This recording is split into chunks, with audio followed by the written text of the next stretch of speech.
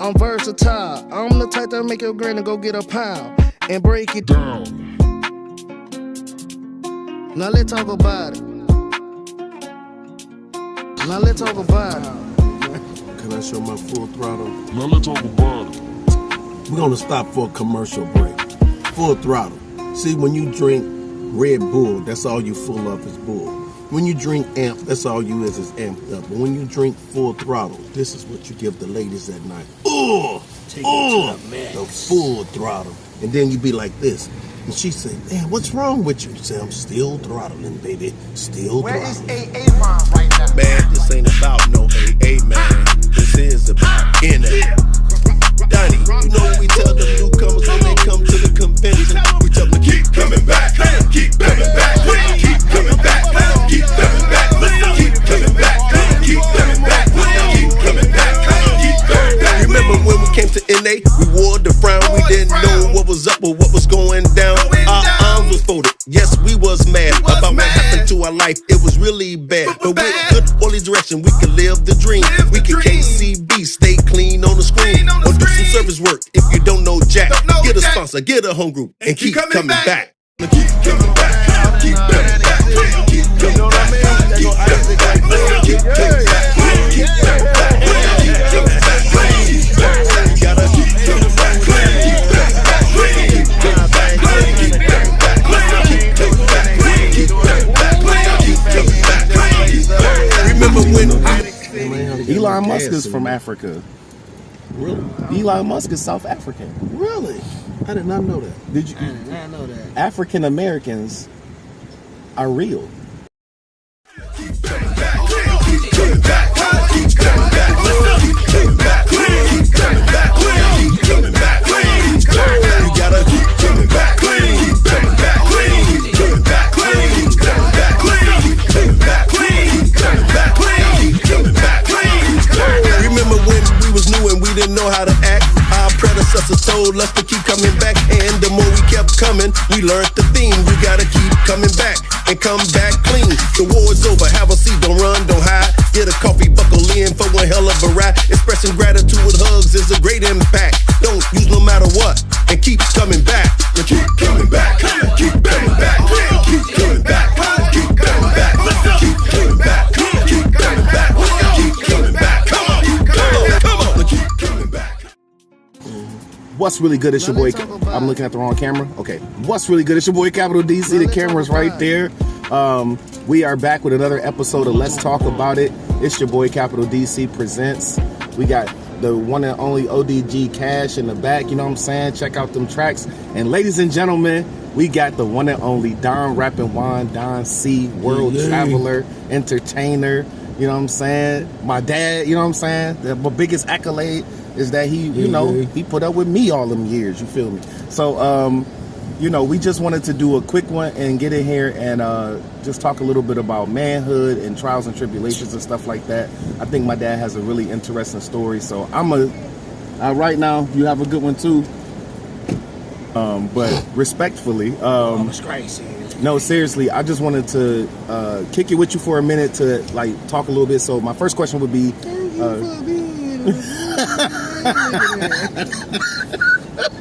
do like a golden. So you grew up in Chicago, Right. born and raised. Yes, sir. I'm supposed to know this, but I'm asking for the audience. Yes, sir. And what part of Chicago? What was it like growing up? I know this was what was like the 70s when you were like 60s. You know what I mean? Yeah. I was born in the 60s. But Chicago is such a fast city. You know, by the time I was 7, 8, you know, I knew a lot of stuff. You know, by the time 9 and 10, I learned to. You know, it was all about survival. You know what I mean? You learned how to survive in Chicago. You know what I mean? You learned the trades of the streets. You know what I'm saying? Everybody was out trying to come up because we was very poor. You know, and I grew up on the north side of Chicago in Cabrini Green projects. You know, that's where they had good times. Matter of fact. They had the Candy Man going on there. You know, Cooley High was filmed out there, you know. And but they always made it sort of a comedy, but wasn't nothing funny about living in the projects. You So, know? I mean, of course, You stayed in our the listeners now, projects. a lot of our listeners, they know about Chirac. They know about Right. O Block and the gang Right, stuff. right, And right. that's their introduction into what Chicago is really about. My King introduction, Von. my introduction is really more like the Brat is from Chicago. Right. Keenan or Kel Mitchell is from Chicago. Right. The dude that sang for the Lion King. Ooh, I can't. I'm gonna get you. I'm so sorry, my brother. But you know, I look at it like, man, I'm at the age of a lot of really prominent superstars who created a lot of stuff in Hollywood Right. from Chicago.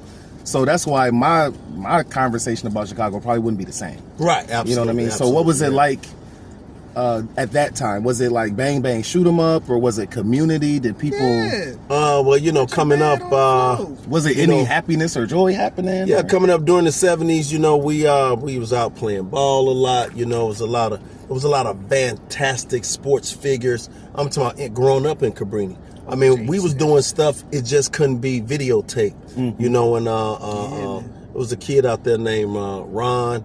Man, Ron was a bad baseball player, basketball player. Man, we had a guy named Black Jesus. He was the first person I seen back then, you know, popping willies and stuff like that, you know.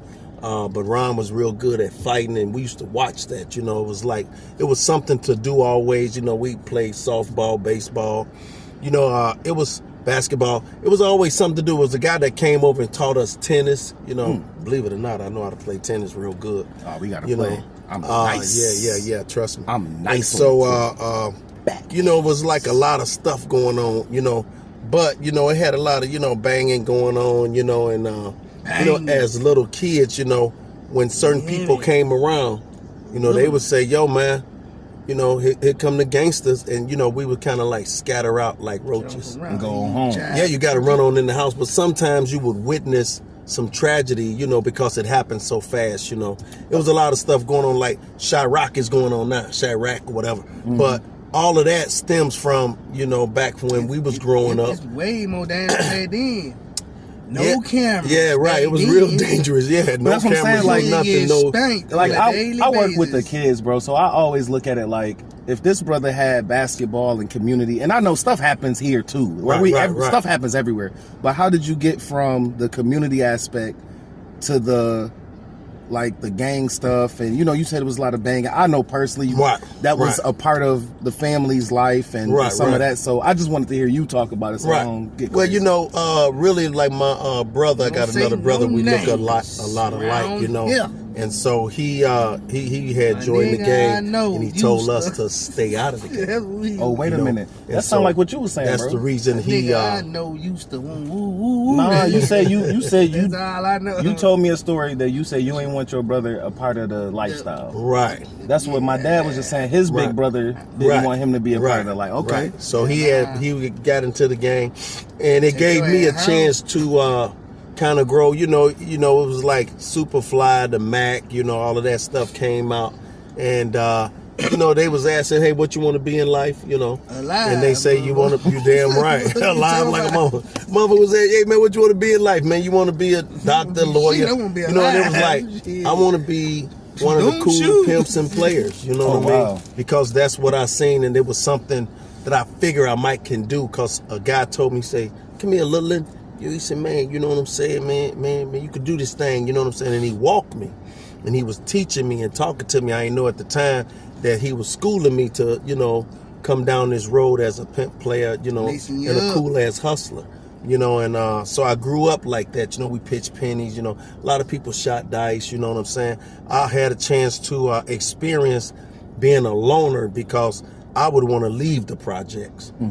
So I would go across the field, you know, and I would get on the bus at a young age, like 12, you know, and get on the bus and ride all the way downtown, and I would go to the movies. I wasn't really old enough, but I was mature enough, and I could get into the movies by myself, you know. And later on, I ended up getting a job downtown, and I started working, delivering packages. And then, you know, when I had a chance, I'd go over by the movies. You know, my brother worked there at the movie theater, you know, and I started seeing a lot of different movies. Then one time, you know, it was real tripped out because, you know, I come from having stuff, you know, having clothes and stuff like that. So I had a suit on, and I looked at like one of the ushers at the show. And so it was so crowded. The guy said, hey man, look, since you in charge, I guess since I had a red tie and everybody else had a blue one, he said, since you're in charge, man, why don't you do the back door? I said, of course. Of course I'll do the back door. Yes. So I went to the back door that job. and I started letting people in, they give me a few dollars, Right, you know right. what I'm saying? It's always some kind of hustle, and it was fun growing up back then, but it was hard too, because we didn't have a lot of the resources that they got now, and so, coming up, and girls wasn't really working back then like they is now. Okay. So girls was trying to work the streets, and they was trying to find somebody to, kind of look over 'em. And that's where I came in. We go down the alleyway, hit some of the back alley mechanics, and they could make a little money hustling. And I was on the uprise, you know what I'm saying? Since my name was Don, people was calling me Lil Juan. And this stuff would go to your head. I got me a couple of outfits, a couple of Like rings. Bishop Magic Don Juan. Yeah. that was our idol, really mine's. Okay. I don't know. And this is something that had really started rolling for a long time. It was like, I seen him, he had a gold Cadillac, gold and green, he had women. And it was something to try to emulate to move up in life quick, And so I hear a lot about that in like the day and age now, not just Chirac rapping, but like people seem to want that still. You know what I'm saying? Yeah. I mean, the things have changed. So that's why I'm like, I know for you, it's like I'm looking at this like you were a young man going through the stuff, and it's like, how did the streets or the drugs, or how did things pull you from that? Yeah, You know what I mean? Or was it all mixed in and kind of like? No, it was a good life. It was like by the time I guess I was 17, something like that. I had a couple of girls working for me. Plus, I had a job. You know what I mean? Because, like I said, I was just up and coming. I wasn't all the way in, 1 foot in, 1 foot out. Okay. And I was working. You know what I mean? And that's when things was fun. And it just dawned on me. A guy, they was like, yo, here's something that they call a white man's high, a black man's problem. And I said, how could it be a black man problem? He said, man, don't ever try this stuff. I said, yo, man, let me try that. You know who I am. Waka waka, you know who I am. Defiant all the way. And next thing you know, man, I tried that stuff, putting it up my nose, and I was like, you know what? I'm finna rule the motherfucking world. Turned you into Kanye immediately. I'm finna rule, baby. And by the time my 6th or 7th time, it was like, I need to get enough of this stuff and hide, so I can do it all, And somehow, I got caught in the grip, of getting high, and I was already a heavy drinker, you know what I mean? And the girls went away, you know what I mean? I became kind of wild as hell. Because, I lost the job. And so now it was like the streets became my home. And it was like I already know how to run in the streets. Now I need to learn how to hustle the streets just to get high. You know what I mean? And I want to say it was fun for a while, because back then, by the time, you 20, 21, 22, you think you are unstoppable, invincible, and you could do anything. Running from the cops and stuff like that. This stuff was fun. Yeah, fuck 12. It was fun back then, jumping the I fence. always run from them bitches. Except for the good always ones. do your job. Except for the good always ones. do your job. Except for the good ones who we know personally, who love the community and help When they our- take that badge off, it ain't fuck y'all. You got it on, fuck you. The police, Except hey for man, when listen. I need you, I don't need you. big bruh. Listen, I ain't gonna call you. One time, man, listen. I ain't gonna be the one that died in them. We had stole a car, right? Me and my boy Greg, God bless his soul. And we was joyriding, that's what they called it back then, And we jumped out of the car, we trying to run, right? So, the chain link on the fence, I'm just saying. The chain link on the fence is only like a foot off the ground. So I'm running, and just like in the movie, I tripped on the one link fence, the chain link. I said, yeah. It was crazy as hell. I was like, I can't. You could jump over that. Man, I could jump over a tall fence, but I tripped on the chain link fence. And the police, he came up and he said, "Come on here, you know." He grabbed me, he ain't roughed me up or nothing. And so by the time we got to the police station, the police said, "Hey man, you better be glad that you didn't keep running." I said, "Why? If the chain link fixed when he said, man, you see the weight on this guy? It was a fat cop." He said he was going to shoot you in the back. So God was actually saving my life. Officer Roberts was like, I'm about to shoot him, and then he fell. A cap in his ass. Like, I'm about to shoot him, and then he fell, and God was like, God's with him, so he yeah. God was truly with me, Police, where I'm from. Are you mad at me, bro? Yeah, you know what? You know what was really tripped out? Listen, one time, man, this guy, he came into the rec room, man, and he put a razor to my ear. And he said, "I'm going to cut your ear off and slice your throat. Come on." And he took me over to this building they called the Castle back then. And he said, "We're going to throw you down 19th." We went up to the 19th floor, and he said, "I'm going to throw you down the incinerator." And I was going to fall upside down. Yeah, and at the bottom of the incinerator, they got the grinder. Yeah. And I was real scared, And he said, "Man, since your brother hurt my brother, it's a brother for a brother." I said, "But I didn't hurt you." That ain't even my brother. I'm just saying, man, y'all ain't paying me. You damn right. That ain't my brother. We look just alike. Bro, that's like me saying this ain't my dad, yo.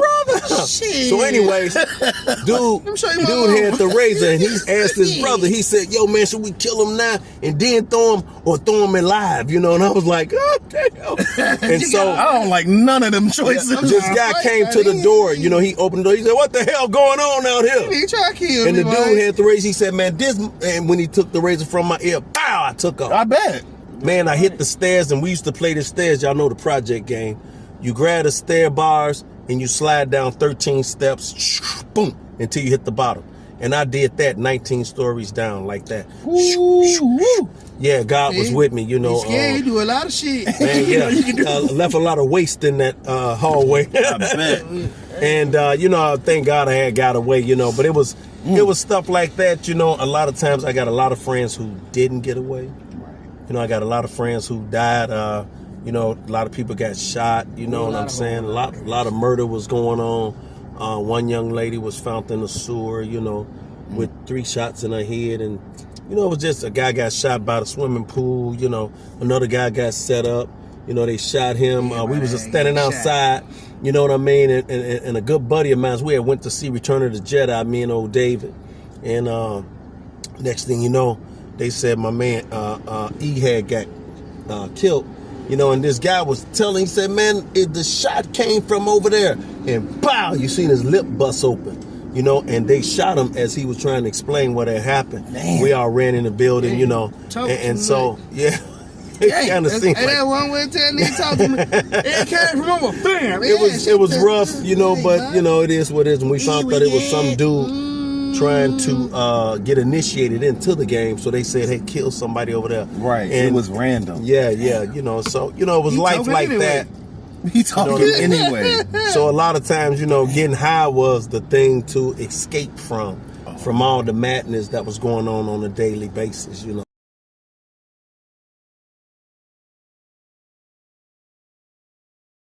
That makes a lot more sense when you put it into perspective. Because, growing up, I was told by the good people who was trying to help me, your parents is drug addicts and y'all live in a crack neighborhood. I was told all this stuff that didn't sound like my parents like to party. They've been through some struggles. They trying to get over some, trauma and all the language we use now. Y'all wasn't afforded none of that language. Y'all couldn't have autism. Y'all couldn't have nothing going on. No special thoughts or something ringing in your mind and stuff. So it's like, I can understand why the party need to keep going. Keep the turn Prince on a little bit longer. You know what I mean? Stuff like that. Yes, sir. Yes, so like, once you got into the drugs and stuff, like you said, the women went away. You was just out here trying to make money to get into the drugs. Like, at what point did it get, like you said, it used to be fun. So at what point did it get so not fun that you was like, I can't do this no more? Well, the habit began when, I guess the snorting became excessive and my nose started bleeding. you know, and I said, I'm gonna cut it back a little bit, you know, gotta cut it back a little bit. And this guy said, man, stop snorting that stuff, man, you know what I'm saying, and smoke, you know. And I said, smoke, you know, and I was, man, I ain't doing that, you know what I'm saying, and I was trying to, you know, the hip hop was banging, you know what I'm saying, and I said, you know, I'm gonna try to do my thing off Run DMC, you know what I'm saying, and the guy liked it. He said, come on to the studio, you know what I'm saying, so man, you can get in the studio and do your thing, you know. So you was trying to rap back then? Yeah, I was trying to get my rap on, you know what I'm saying, because I was good with rhyming words, and I heard this guy, I was like, the hell is that? You know, and I seen this white boy back there doing this thing, you know. I said, hey man, I'm on that. You know what I mean? It was called gangster and people shit, you know. I'm on that. You know what I mean? My man said, you don't want to try this? Man, I said, I'm on that, kind. Took it. I was like, I don't even know if I done that right. You know, and they said, hey, this guy, Don Rappin Juan, you're next. You know, you're about to do the rap for us or something. I was like, I'm going to show these people, you know what I'm saying? Because they didn't really like rap back then. Right. This you is know, before Jay-Z. Y'all, man, way, you know, and so, you know, I got in the studio, you know what I'm saying? I'm like, man, I'm finna get my mom out of the Cabrini Green Project. I'm finna become rich, famous. Waka. I'm gonna be the black Hugh Hefner for real. And the mic, you know what I'm saying, it came down, you know, music came on. Boom, boom, boom, boom, boom, boom. I said, I couldn't say nothing because my mouth had froze up.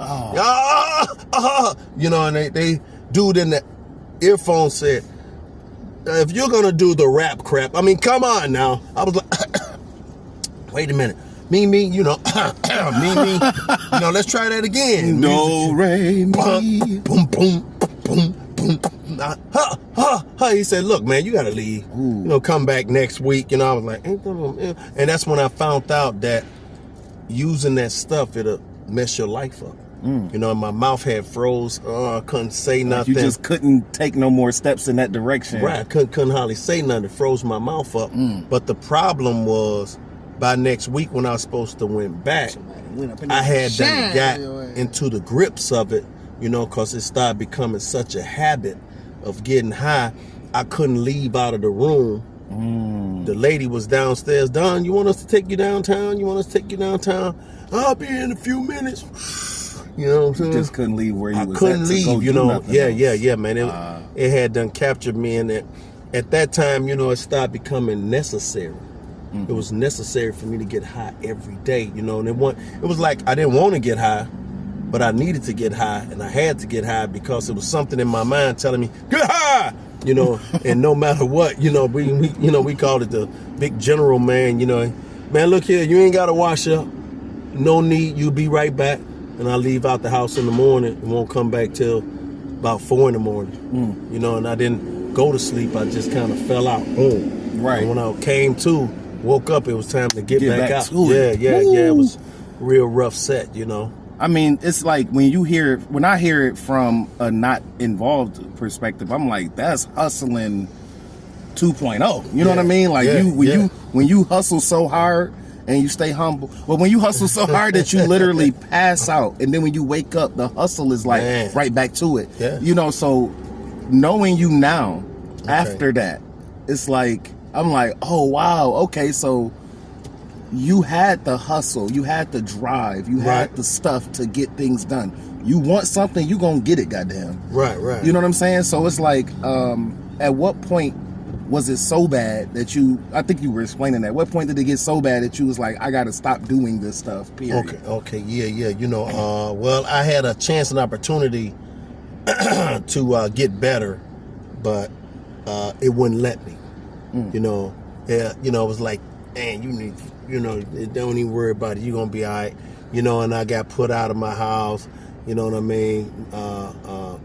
You know, we got put out. We was on the streets. You know, we hustling the streets. And then, you know, I had left out that night and I had robbed these people. You know what I'm saying? And then we had robbed this dude that worked close to the bank. You know, I was just out of control, you know. And I knew that these people was be looking for me, you know. And they said, yo, man, I had a good friend of mine's, Big Vic. Victor said, Don, man, all that shit you did last night, man, you crazy as hell, man. They're going to kill you. And I knew they was, you know what I'm saying? Because I had just ran my car up into this house. I was drunk, you know what I'm saying? I got all crazy. My friend, one of my best friends, Kurt, was like, dude, like, what's wrong with you, man? I was like, man, what you talking about? Come on, drugs. Yo, that wasn't the drugs, though.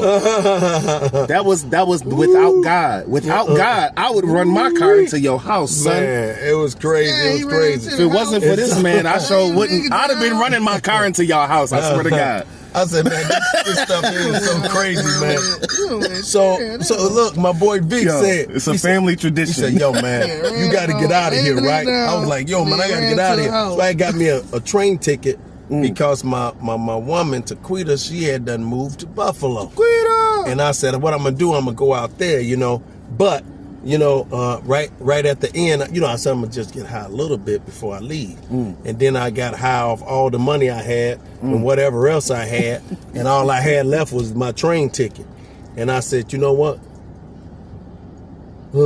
I can get rid of this train ticket. I can get my money back. I'll stay here and take my chances in Chicago. He's going to Alonzo it up real quick. You know, and my buddy said, yo, Don.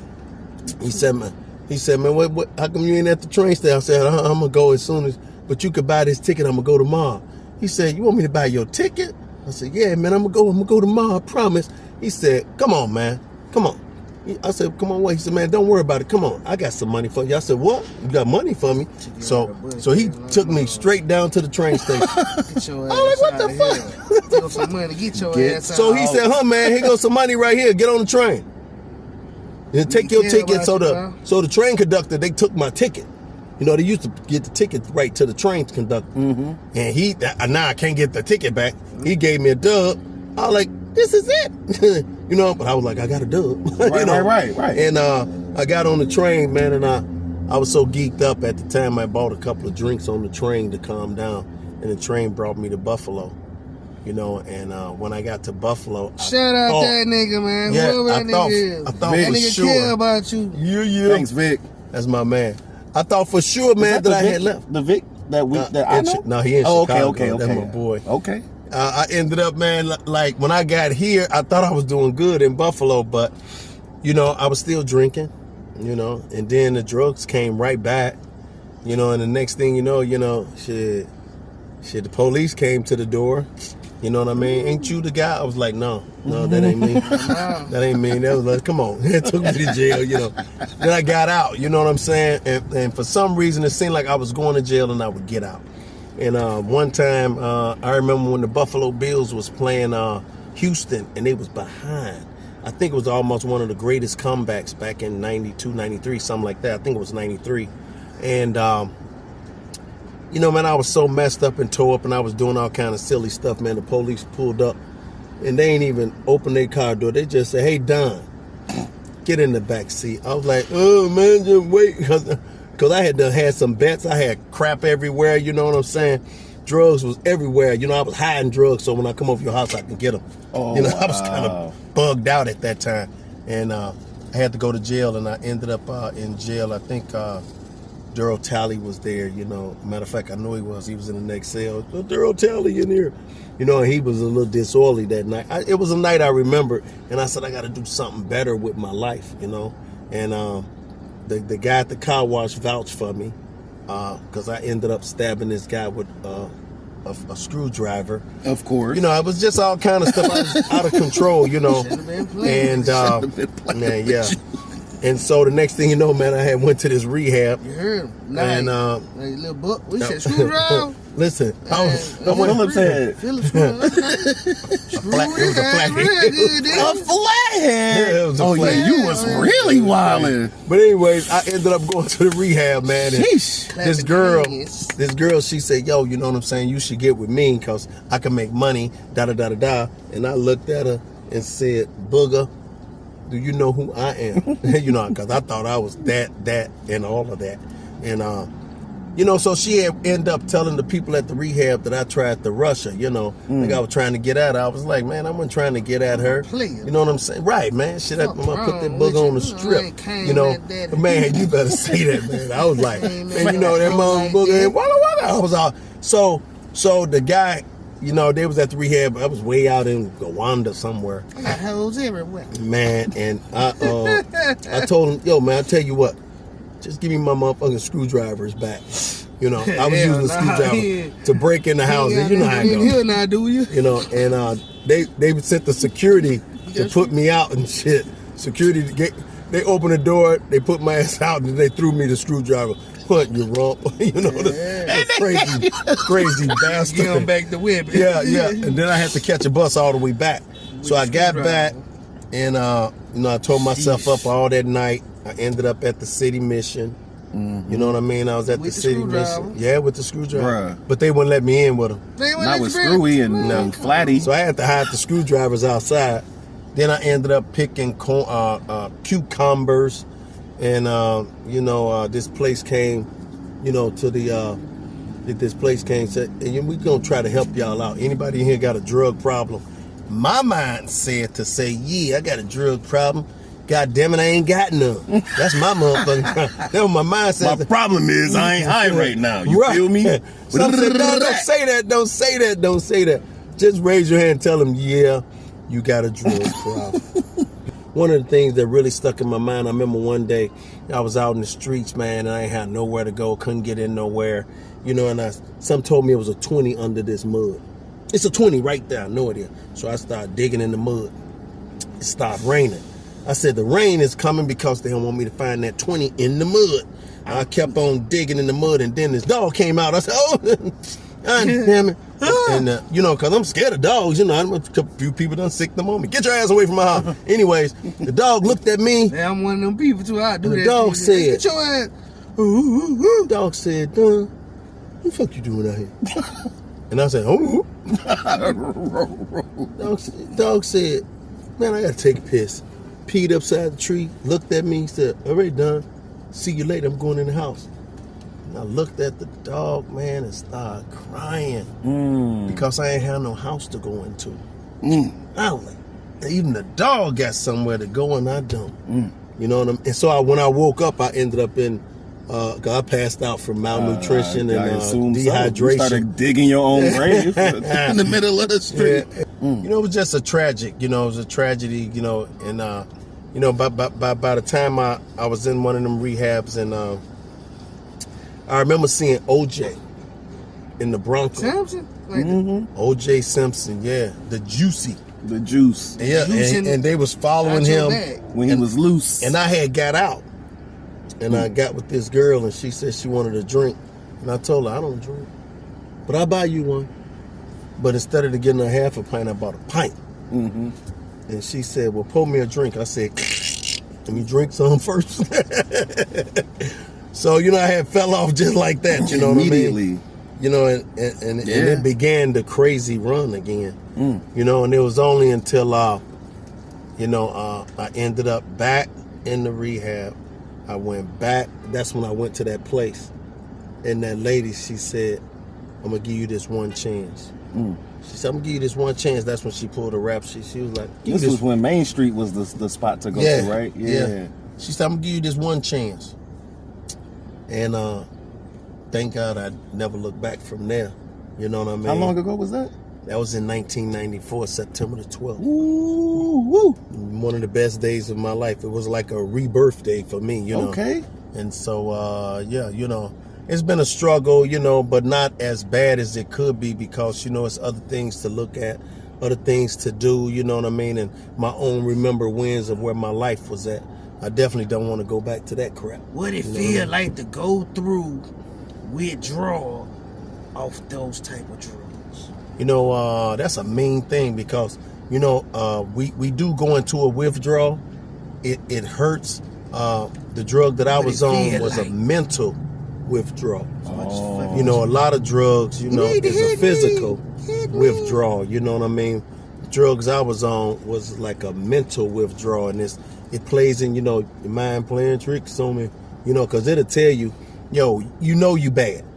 You know you messed up. But all you need is just one, and you'll be all right for right now. More drugs, you'll be fine. Yeah, but it always told me that. Look, man, don't do a whole bunch. Just do one. And I'd be like, yeah, that makes sense. And I do want it to start the ball rolling all over again. It kept Yeah, messing just me do up. another one. Like, One more so here. this is the part where I'm very familiar about some of your story after this, because during this time I was living with mom and going through different stuff, and you know, I remember seeing you. I knew who you were. You know what I'm saying? Like, I knew who my dad was, but like, now that I'm teaching this stuff, I can see it in kids. I'm like, man, your dad just need a little bit of time. Right. You know what I'm saying? Before he could become this guy that you need, but he needed you know, stuff. Right. So that's why I'm like, man, like, so you went through the stuff, you saw these things. I mean, I'm not, you talk about your family, your brothers and stuff, so it's not like you just was out here, but you made some decisions. You know what I'm saying? But now that you've made this new decision,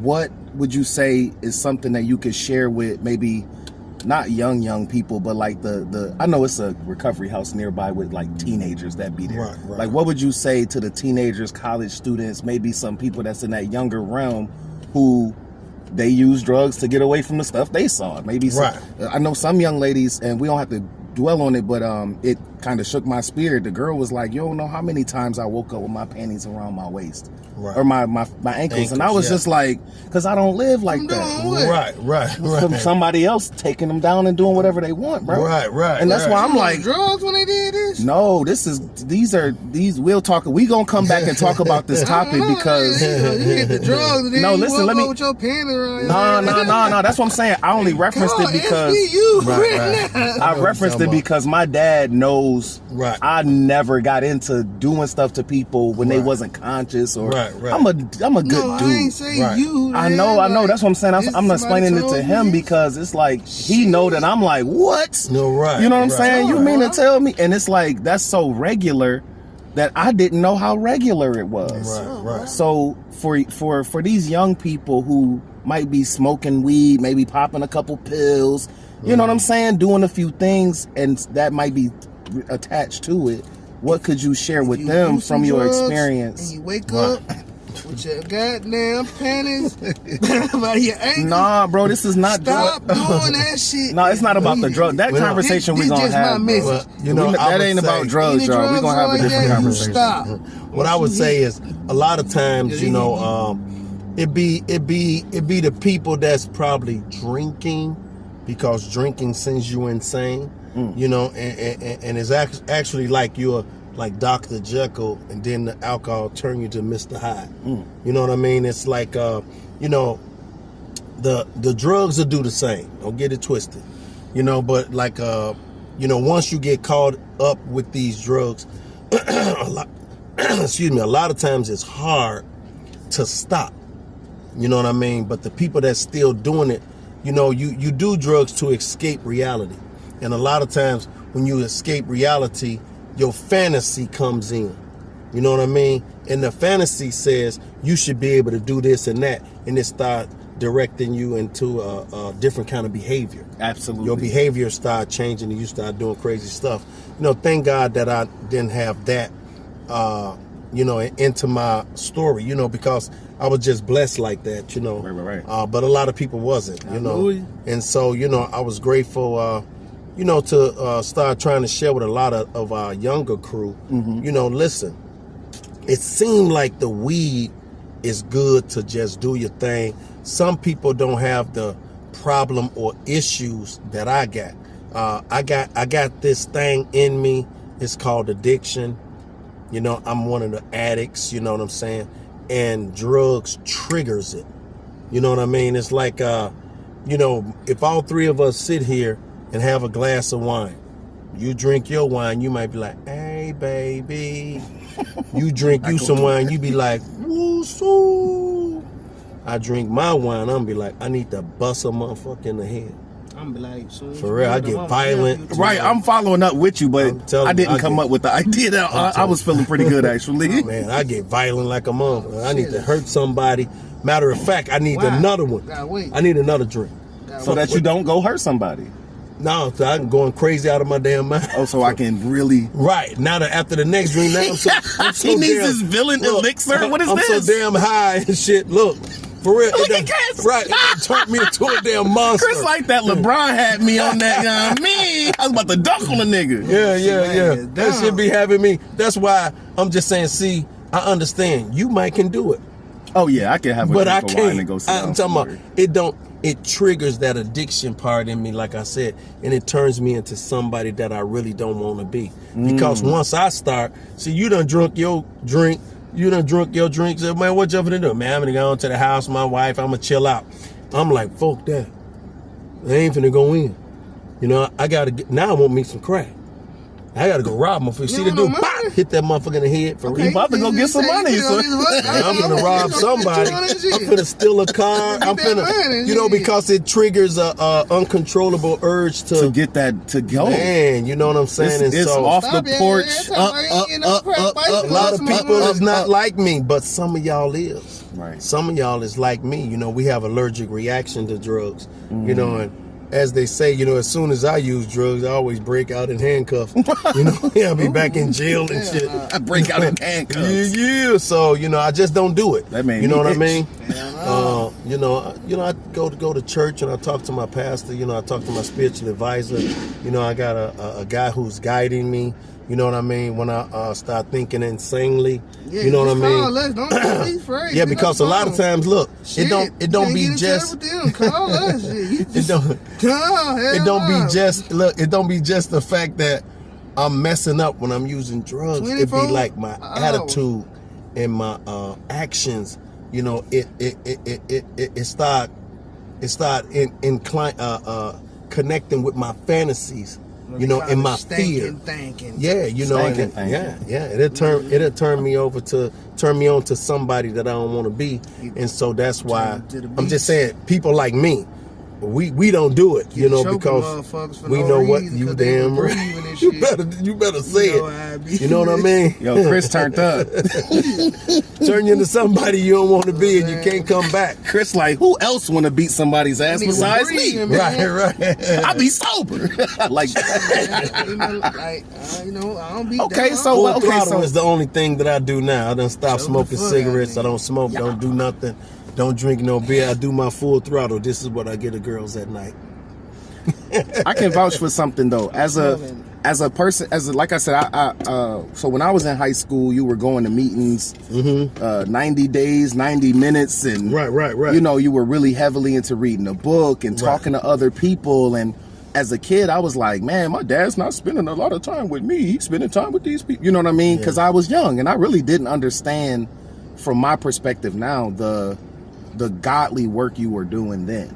Right. And even now when I look over it, I'm like, my dad has 30 years clean of abusing himself, not just from drugs, but also, especially over the last 10 years, abusing himself in his mind. Right. You know what I'm saying? So it's like, if there was something that you could share with, you know, the last time in rehab, Don, if you just had to go zip back and you know you can catch him and walk off, he can't ask you nothing. Right. But you could tell him something.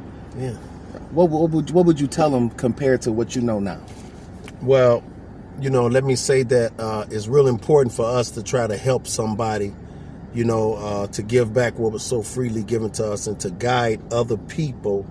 You know, that's one of the things that the program I'm in, we try to give back what was so freely given. And so since somebody helped me and it brought me back to you and the family, I was able to help somebody else. And a lot of times, you know, it'd be younger kids, you know, like I had one kid, he was like 16. You know what I mean? And I never tried to son him, you know, like, yo, get away there, boy, you my son. Nope, you're not my son, you're a recovering addict. And I'm trying to help you. There's another guy, 18. You know what I mean? Right now, he got 18 years. You know what I'm saying? So Jay. Oh, okay. You know, and so it was somebody that I helped guide them through the program and the process, you know. And so, you know, it's a lot of people that I share with. You know, I don't have to be, you know, actually somebody that you turn to, but I could be somebody you can call on. You know, and it was always, I'm trying to help other people, and that's how God was blessing me. You know, so if I had a chance and opportunity to go back and say to the guy that was in the rehab, while I was sitting there saying, man, this ain't gonna be worth it, man. This Take this shit, bro. wugga. For real, man. I need to bust some motherfucking head. For real, I was just so violent. And now that I ain't got nothing in me, I want something in me, and I got what they call that discontent thing. I really want to hurt somebody, you know, and I thank God that, you know, it was a guy there to tell me, hey, man, I used to be just like you. And that was one of the major things, you know, like when somebody can say, yo, man, I used to be like you, man. And I'm like, I'm looking at this guy. He got plaques on the wall.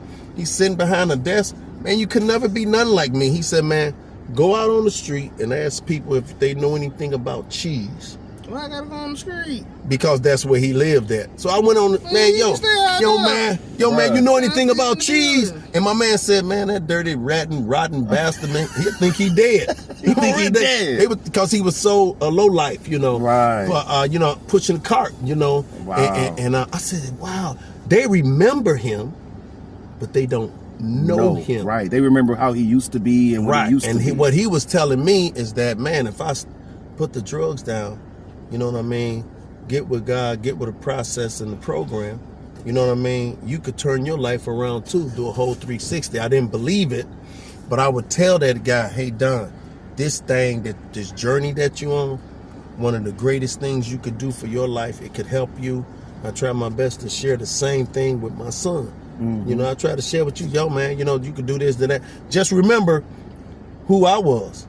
You know what I mean? I was all messed up. Now, listen, not saying that if you drink, you're going to turn it like me. It's a family disease, but that don't mean that it'll be you. You know, it don't mean that that'll be my daughter. You know, this is who I was, and I'm trying to make amends from who I used to be by not doing that no more. And as long as I don't do that no more, I can at least show up as a decent dad. You know what I mean? I try to show up and do the best that I can. You know, I'm not going to be perfect. I know that. But I ain't going to be as bad as I used to be. Amen. You know what I mean? So, you know, it's a main thing when you can come around, man, and try to help somebody. But I sure enough would tell that dude, man, this journey going to be worth it, man. You know what I'm saying?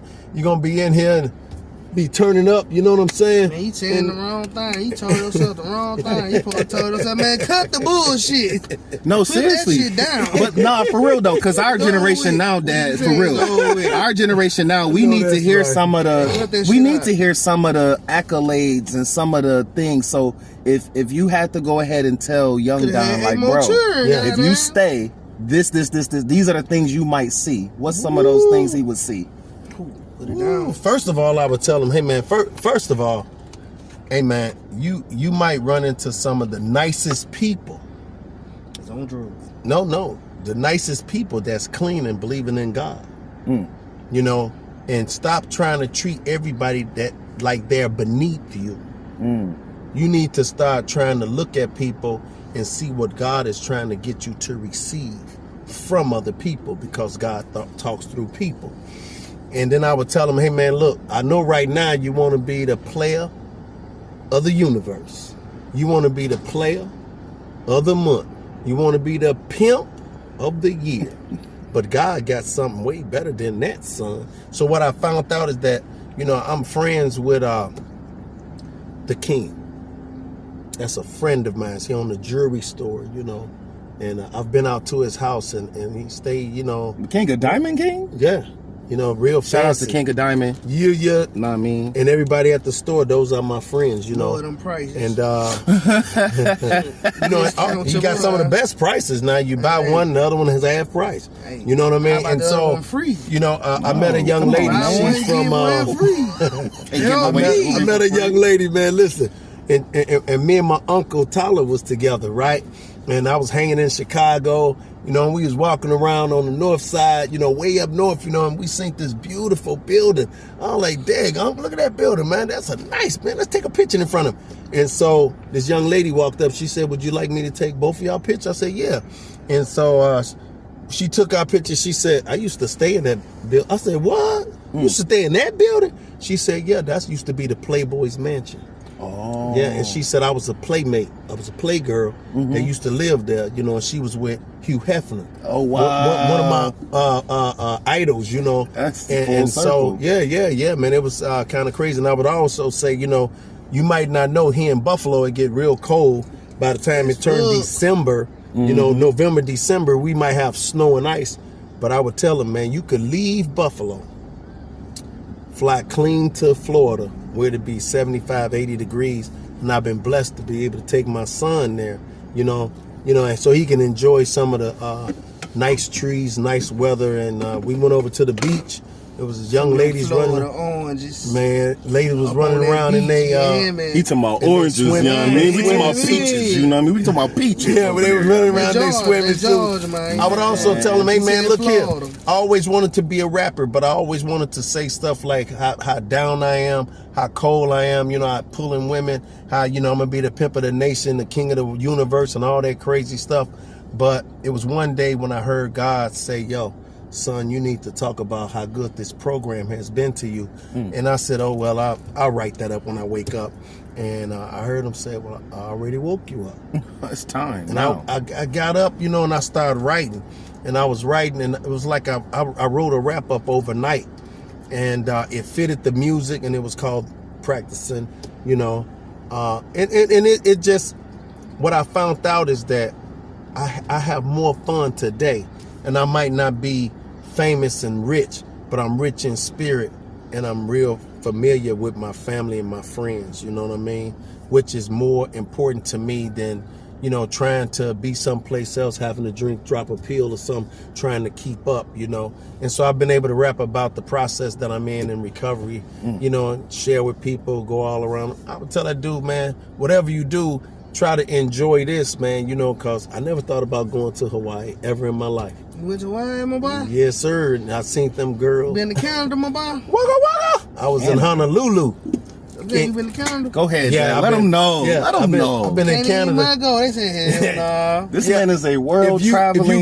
If you go to Canada person, and probably mention my name, somebody say, yeah, I know Don C. I can't. Not trying to be big. I've been able to take your ass back. I've been able to connect with some good people. That's my point.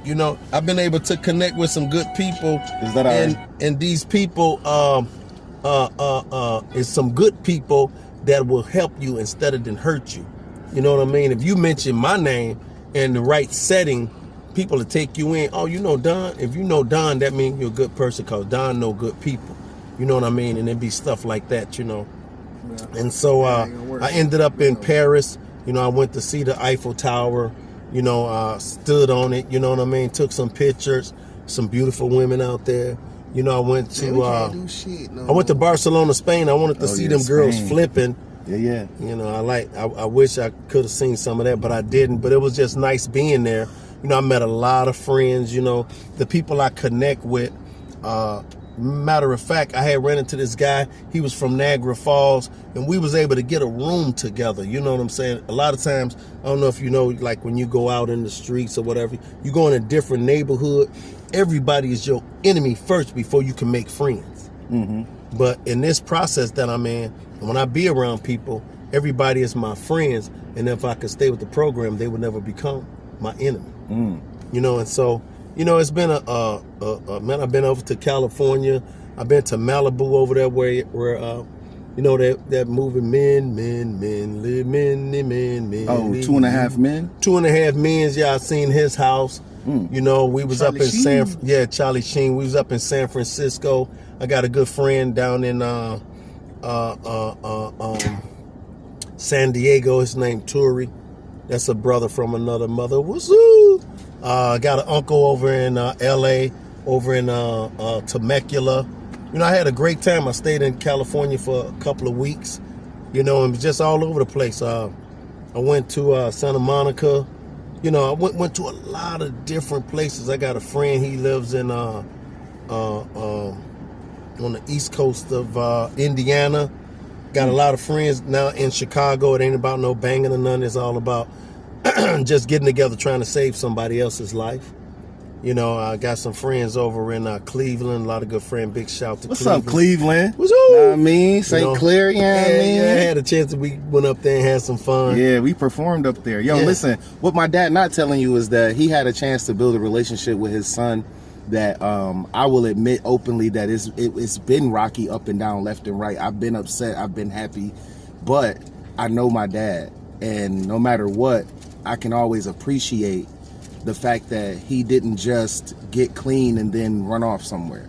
Like, he got clean and still tried to incorporate me into the goodness, you know. So I've been able to perform with my dad doing some of his music. I've been able to take pictures and promote and just have different levels of connection. So I just wanted to send a shout out to those with kids who might have been struggling with anger issues, mental health, drugs, stuff like that, that you really can rebuild some of those things from the past. Because I never stopped loving my dad. I just didn't understand why he was wilding. Right. And even after this conversation, I heard some new things to help me understand some miscommunications I have, because I'm young and I don't know why people do stuff for real.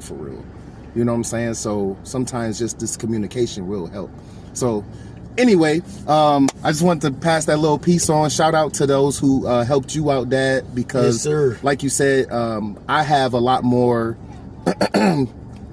I gained a lot more community by being a part of your community. Right. You know what I'm saying? And I met people who crossed into other communities like church and education and healthcare and all that stuff I was doing. So it's been a real healthy journey to put some of those things together to help move forward. Because as much as you talk about God now, right, I'm like, yo, this is a lot of him talking about God, y'all, man. Yeah. Shoot. You know, it was a time when you'd be like, man, listen, because God wants us, he'd be like, listen, that's what you want. Right. You know what I'm saying? So you can see the work came from a place that's not what I traditionally know, which is church. Right. The work came from within you. So I just wanted to say thank you for that and thank the people that helped you. We're going to get into some music, y'all. We're going to check out some of Don Rappin Juan's music. I know one of my favorite lines from you is you clean, is you clean, is you really clean, just for today. I'm clean and serene. You know what I'm saying?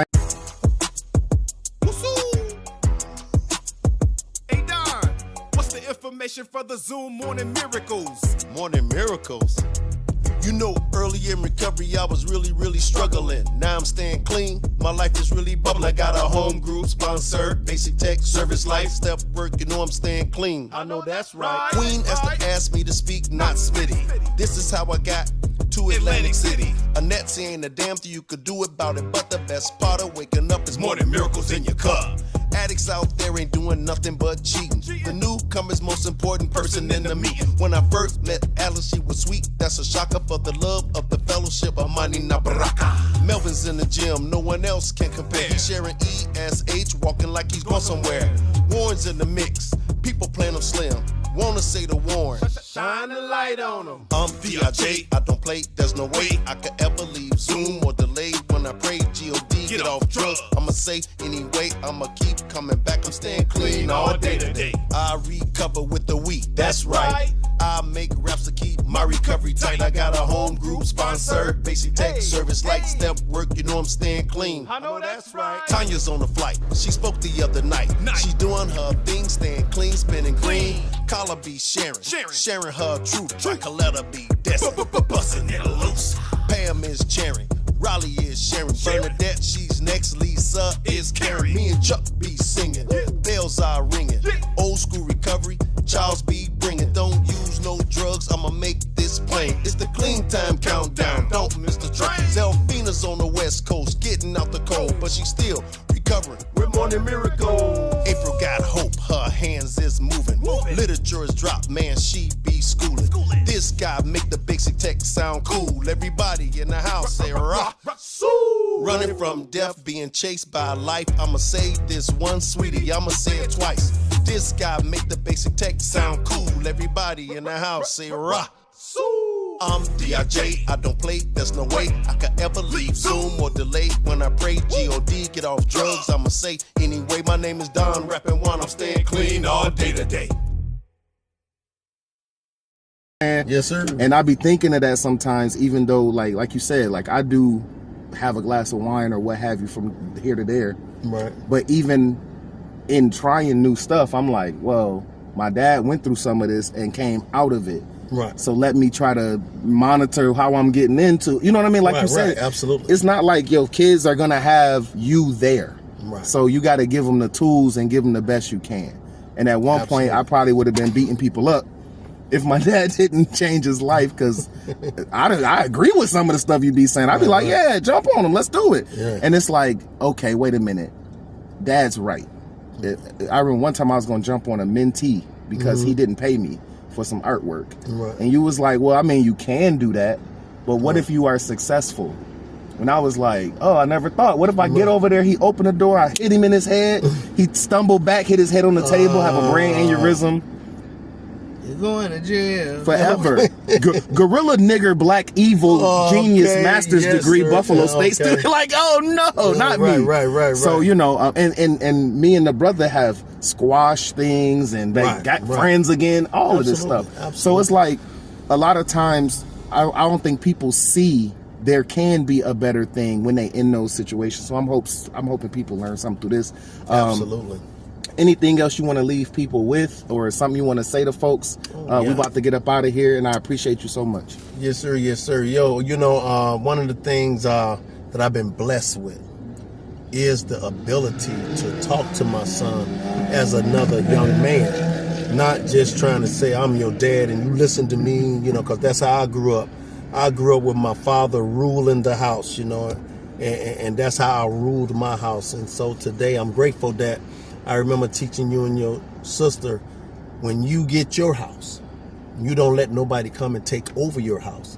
You make all the rules up at your house, you know. And I really was loving the fact that one time it was your birthday. I think you probably was 15 or 16. I don't know where to take no kid. I said, maybe I should take him to the strip club. Maybe I should take him, call one of them girls over. Whoa. I'm just saying, that's where my thinking was at, because I couldn't think no further past that. Around there. What? And this young lady, we're gonna circle the block on that for 42 though, you feel me? Yo, man, this lady, she said, Don, why don't you just let your son hang out with you all day? I said, girl, my son don't want to hang out with me. He want to go hang out with his friends. She don't want to hang out. She said, just let your son hang out with you all that day. I said, what a stupid idea that is. But I tried it. That day we went out, got some hamburgers. I don't know if you remember, you know, we just hung out all day. I remember. And I said, oh my God, you know, it seemed like it really worked out. So I'm glad that I got myself together for this program. You know, every time we spend time, especially like this is a special moment. So when we was working, while you was out there with my boy? No, that's a blessing that we ain't never do drugs together. But we was able to work at a construction site together. This when you was clean? That was yeah, that was real good. Yeah, we went to 15, you was clean. Yeah. So you out there doing drugs? I started doing drugs since I was old enough. I was a mature parent who looked it up and was like, I don't want to go no further than this. I know I want to watch. You. I was like, shit, like you was hanging out with your dad. Your dad was out there. You was out there getting high. Nah, you know what? That's the thing. I never could have hung out with my dad when he was getting high, because he was too wild and he moved too fast. I was at 15. I probably could have kept up had he trained me in that when I was 9, 10, and 11, stuff like that. Right. But things had got so wild that I lived with my aunt for a couple years. Right. So I was going to church and learning a lot of stuff. Right. You know, a lot of the ways of able. not being wild. Right. I couldn't play football in the street. I couldn't listen to rap for a little while. Right. So some of that showed me like, oh, okay, I can calm down. You know, it was almost like kind of how you was talking about. You had you had people. Right. You know, so even as an adult, y'all, even as an adult who's trying to accomplish a goal, which is staying clean every day, he said he need mentors. He need a community. Absolutely. He need access to places where they can meet and congregate and vent and talk. That's what we call counseling. It's like, yeah, we talk about this for young black men all the time. Absolutely. In my realm anyway. Or, you know, I know parents be like, man, where these kids, who gonna help the kids? And it's like, who gonna help each other? Absolutely. Because he's still got mentors and people that he look for to help him parent and grandparent, and you know what I mean? Like, that's dope. Right. I'm looking for people who can help me get to a new place that I haven't been. Absolutely. You know, and the stuff I need isn't necessarily substance abuse or violence. Some of the stuff is like, I want to start a business, but I don't want to mess myself up with In my the midst taxes. of it. Right. So, you know what I mean? I got to talk to somebody who do it so they can help me get from one place. Absolutely. And I just wanted to pass that on to everybody. Like, we all need somebody who is actually trying to help us and not just help themselves. Right. We'll go on for 3 hours if you let us, but we're going to get out of here. Thank you so much for joining us on Let's Talk About It. If you want to get in contact with DJ Don, not only does he DJ, guest speak, and an array of other business ventures that he does, you know what I'm saying? I want you to know that the email should be right here I'm the type that make it great to go get right a pound here. and break it And you down. can email the brother and book time Now and let's book talk him to about guest it. speak and things like that. Thank you so much on behalf Now of let's the talk one, about it. you know what I mean, ODG Cash. We out. It's your boy Now Capital let's talk DC. about it. I said a yay. That was a good one. Yeah, was it? Okay. That's what's up. Yeah, you know what I mean?